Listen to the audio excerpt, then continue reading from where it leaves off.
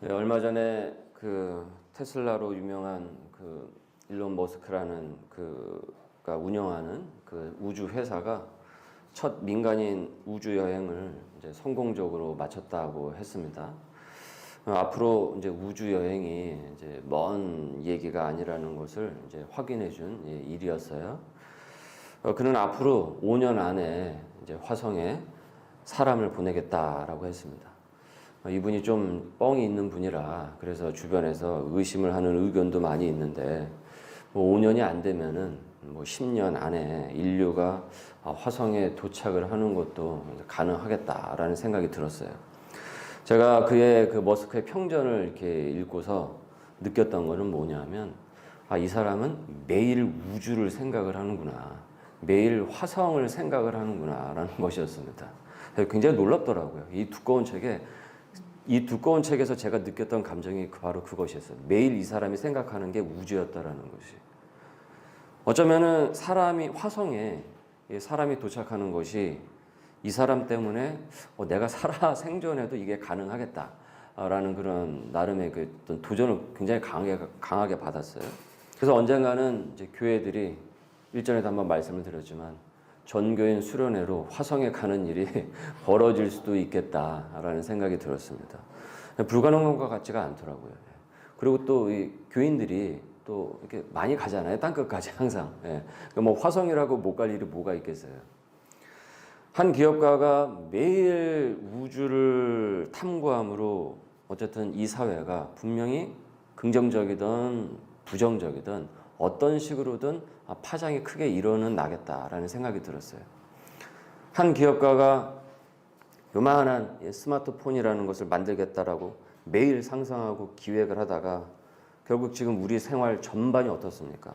애고 어른이고 전 세계가 완전히 달라졌죠. 완전히 달라졌어요. 그 변화는요, 불과 10년도 채 지나기 전에 폭발적으로 일어난 변화입니다. 우리는 급격한 시대를 지금 살고 있어요, 사실은. 이렇게 세상이 어떤 혁신적인 기업가들로 인해서 이렇게 큰 변화가 일어나고 있는데 이 땅의 교회는 그리고 이 땅의 크리스천은 어떤 변화를 일으키고 있는가? 무엇을 오늘 심어서 내일 거둘 것인가를 점검케 합니다. 도전도 많이 받게 되고요. 예수님께서 제자들을 세상에 파송하시면서 너희는 땅끝까지 가서 제자를 삼으라 라고 하시면서 이 세상에 거룩한 그 파장을 줄 것을 명하셨습니다. 선한 복음의 변화에 주역이 되라고, 주인공이 되라고 파송을 하신 것이죠. 꽤 알려진 얘기도 한데, 이야기이기도 한데, 감리교회 이 설립자인 존 웨슬리 목사가 사람이 죽어서 하나님 앞에 서게 되면은 이제 3가지의 질문을 받게 된다라고 했습니다. 첫 번째, 너에게 준 시간을 어떻게 사용했는가? 너에게 준 시간을 어떻게 사용하였는가? 두 번째, 너에게 준 돈을 어떻게 사용하였는가? 너에게 준 돈을 어떻게 사용하였는가? 세 번째, 너에게 허락한 자녀를 어떻게 가르쳤는가? 무엇을 가르쳤는가? 이 3가지의 질문을 받게 된다라고 했어요. 누구나 하나님 앞에 섰을 때 그가 매일 살아왔던 것을 다 결산하는 것을 직면할 수밖에 없습니다. 그래서 다 셈하신다고 말씀을 하셨죠. 그래서 공의로운 것입니다. 정의로운 것입니다. 공평한 것입니다. 누구도 그때 불만과 불평을 가질 수가 없습니다. 너무나도 공의롭기 때문에, 너무나도 공정하기 때문에. 이 사회가 불만이 많은 것은 공의롭지 못하고 공정하지 못하다라고 느낀 사람들이 너무나도 많기에 그래서 불평과 불만이 가시지 않는 것인데 하나님 앞에 서게 됐을 때는 단 누구도 조금의 일말에 불만과 불평을 가질 수가 없습니다. 너무나도 공의롭고 공정하게 처리하시기 때문에. 그래서 심은 대로 어떻게 된다고요? 거둔다라고 하셨죠. 심은 대로 거두게 된다. 누군가에게 이 말씀은 매우 기대가 되는 말씀일 것이고 누군가에게 이 말씀은 매우 두려운 말씀이 될 것입니다.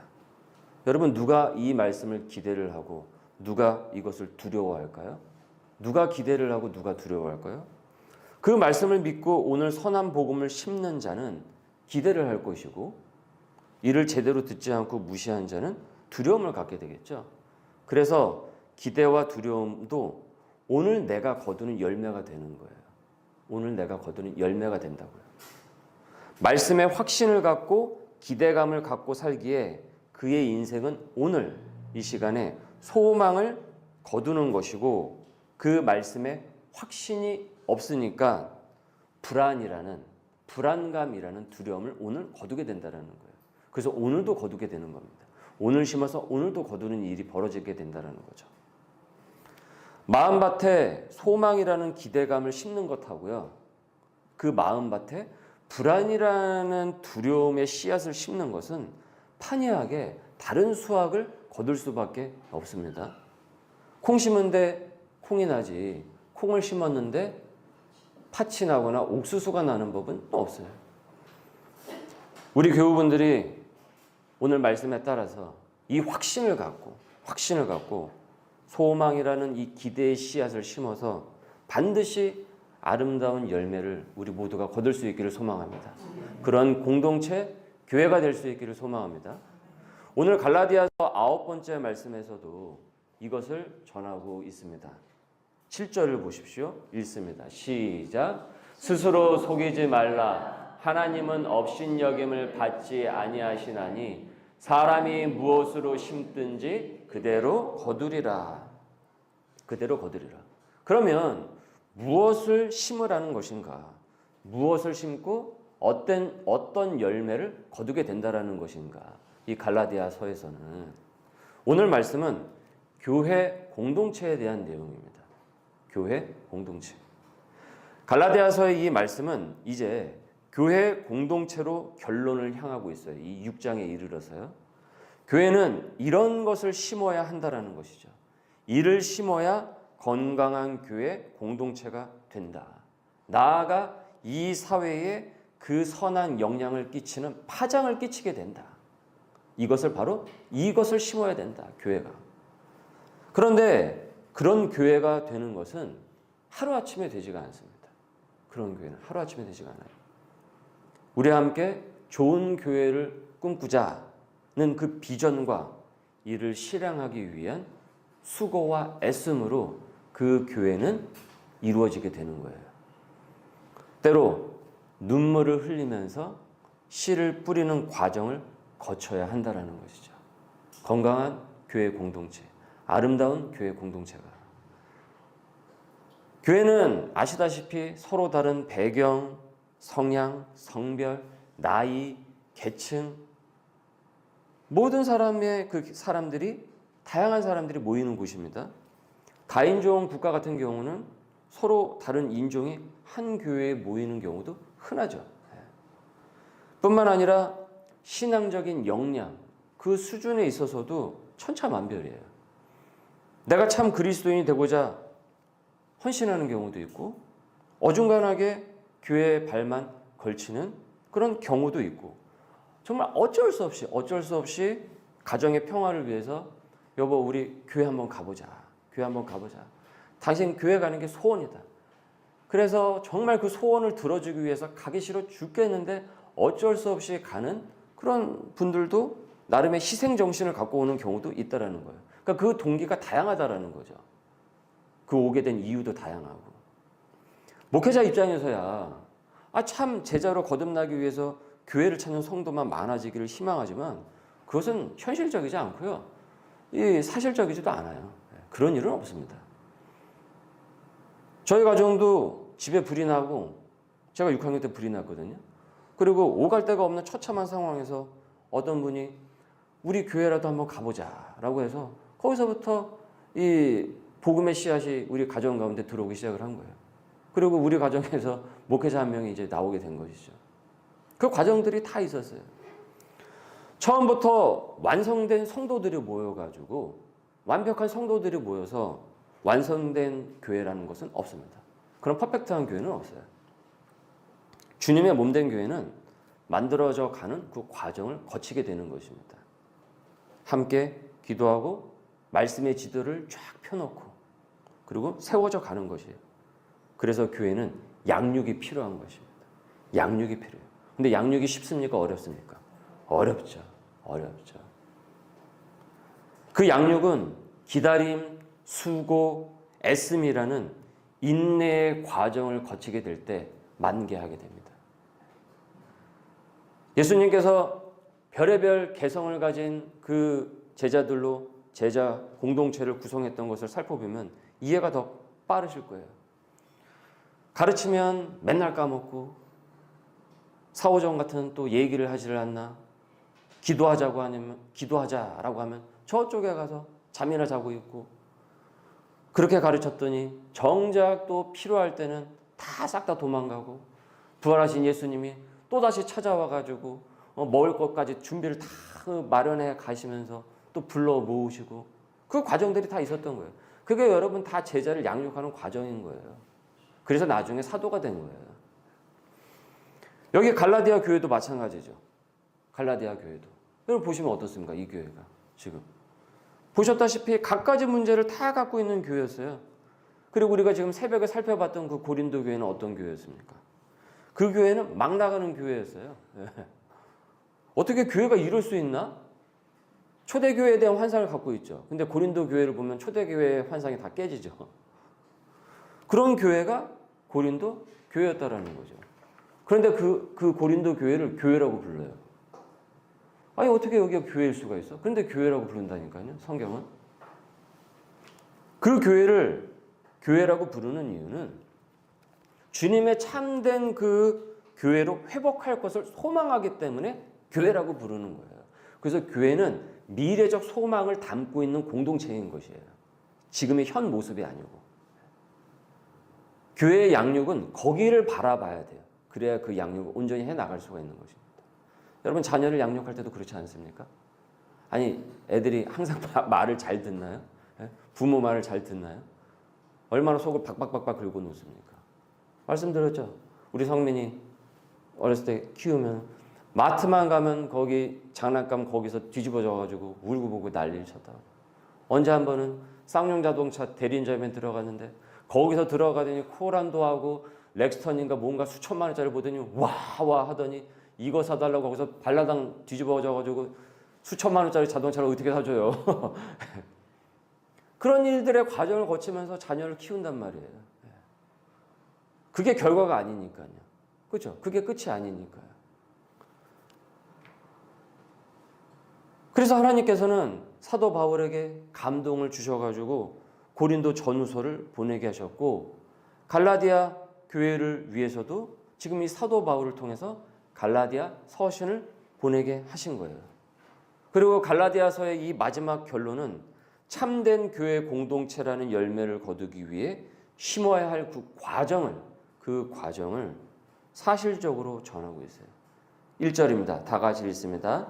형제들아, 사람이 만일 무슨 범죄한 일이 드러나거든 신령한 너희는 온유한 심령으로 그러한 자를 바로잡고 너 자신을 살펴보아 너도 시험을 받을까 두려워하라.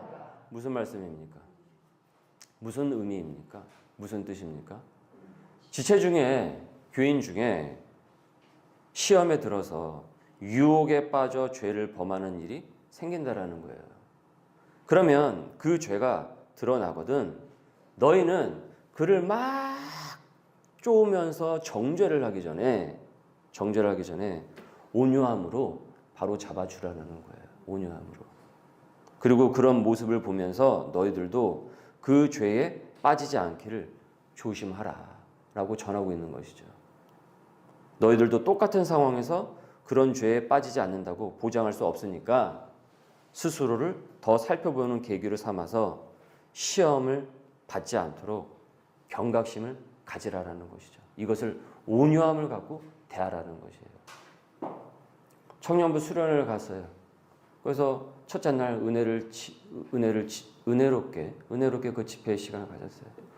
그리고 이제 부목사하고 같이 제가 이제 함께 같이 사역하는 목사하고 뭘 사러 가기 위해서 봉고차를 끌고 가는데 저쪽에서 모락모락 연기가 이렇게 막 피어오르는 거예요. 서서히 가는데. 하더니 우리 청년부 남자놈 3명의 놈이 거기서 피고 있는 거예요. 예. 그러면 어떻게 되겠습니까? 예. 막 정지할까요? 아니요. 아직 그 모습인 거예요. 아직은 거기까지 모습인 거예요. 그래서 한마디 해주고 다시 수련의 품으로 다시 세운 거죠. 예. 그 과정을 거쳐갈 수밖에 없는 거예요. 그래서 전하고 있어요. 2절을 보십시오. 읽습니다. 시작. 너희가 짐을 서로 지라. 그리하여 그리스도의 법을 성취하라. 다른 교인이 겪는 죄의 올가미는 단지 그 사람만의 문제가 아니라는 거예요. 이것은 너희 공동체의 문제라는 것이죠.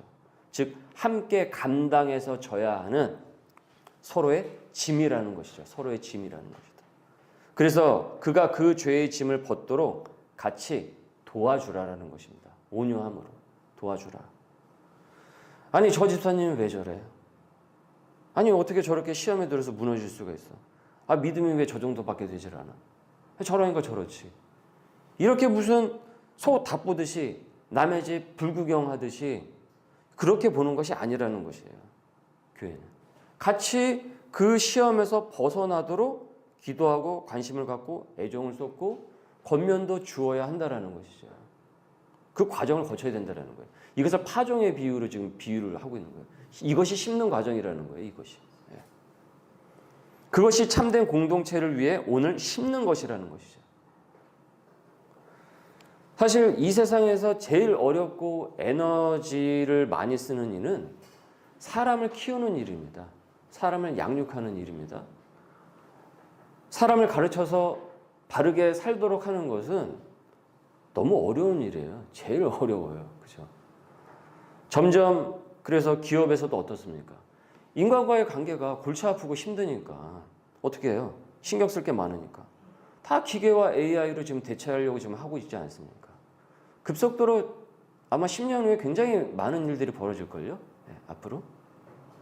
이미 치킨집도요, 로봇으로 튀겨요. 네. 저 그때 일터에서 할 때 그 로봇 치킨 얘기하시는 분이 있었거든요. 그래서 저보고 그거 햄버거 한번 해보실 생각 없냐고. 근데 그게 아직은 거기 기술이 거기까지 되질 않아서 시행을 못했는데 이제 그게 시행이 됐더라고요. 치킨을 막 튀기더라고요. 카페도요 기계로 돌립니다 이제.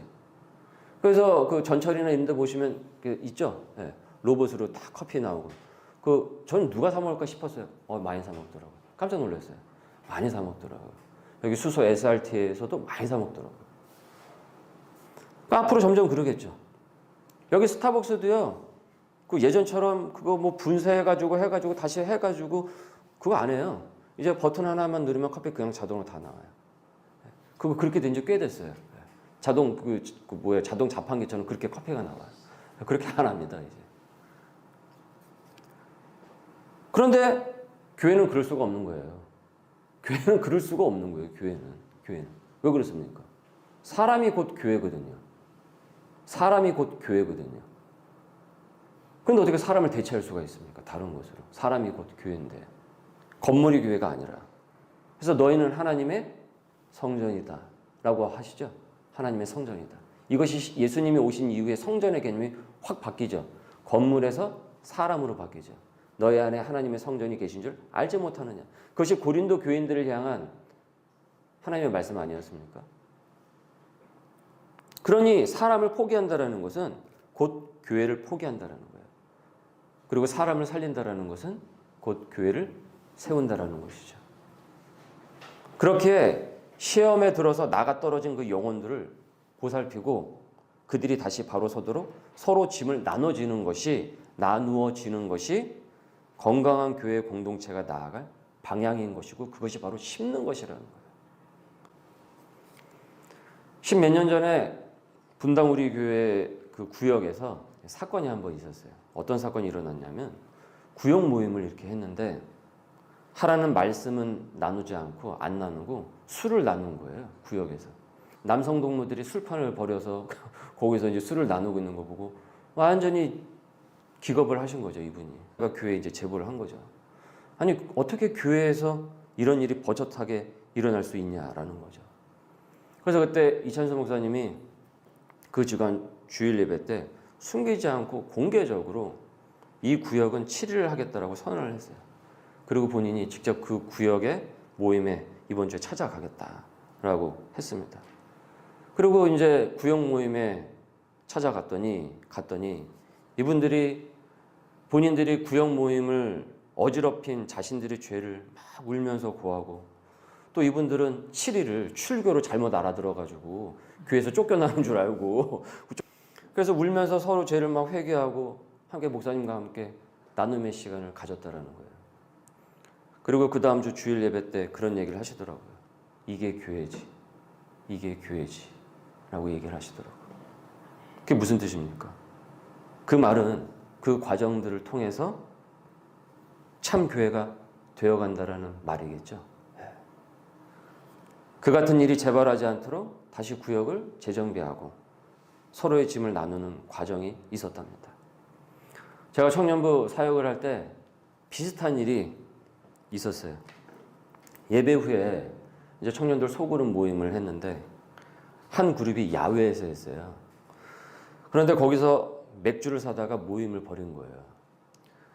그 얘기를 듣고 얼마나 속이 상하고 화가 막 나는지, 정말 감정적으로 이 청년들을 대하지 않도록, 또 그때는 제가 한창 막 이제 막 열정이 막 넘쳐가지고 막 날라다닐 때니까 혹시나 또 내가 또 상처를 줄까, 오늘 더 과하게.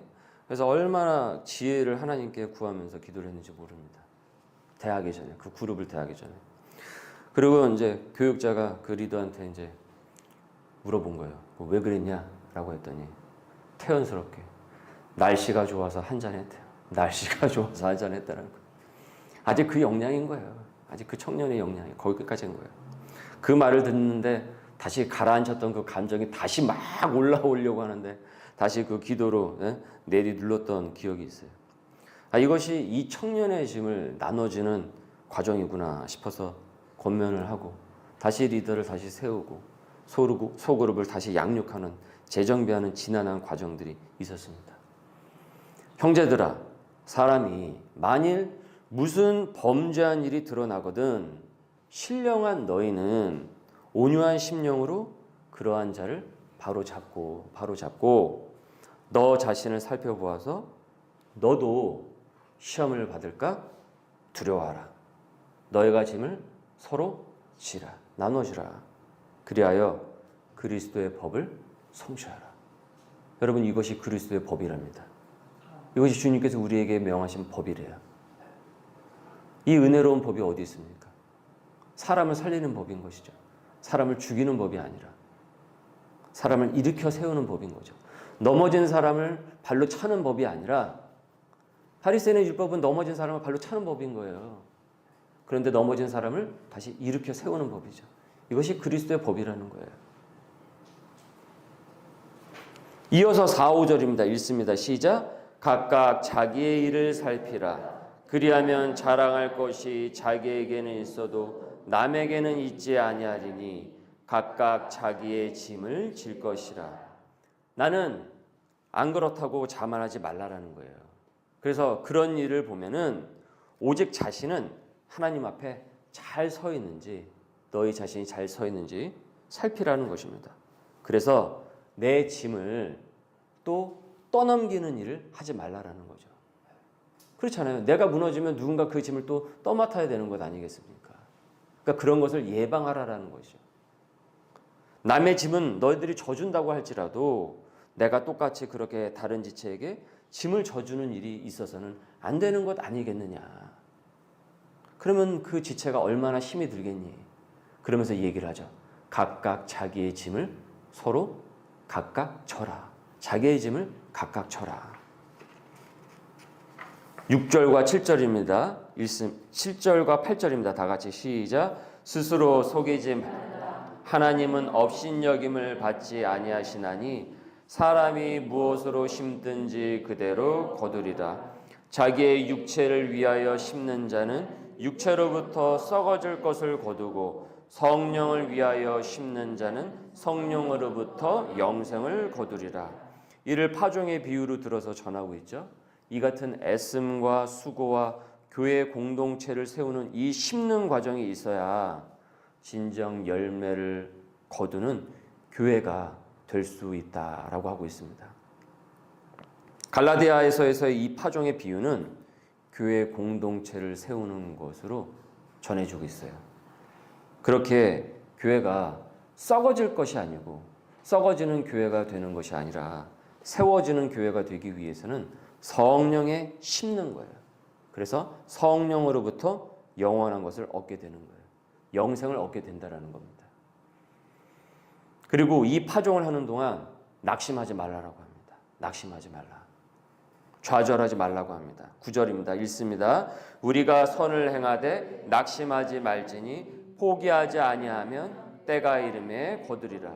반드시 거두기에 낙심하지 말라고 지속적으로 그 수고함을 멈추지 말라고 합니다. 심고 거두는 그 과정에는 반드시 인내가 필요한 것이죠.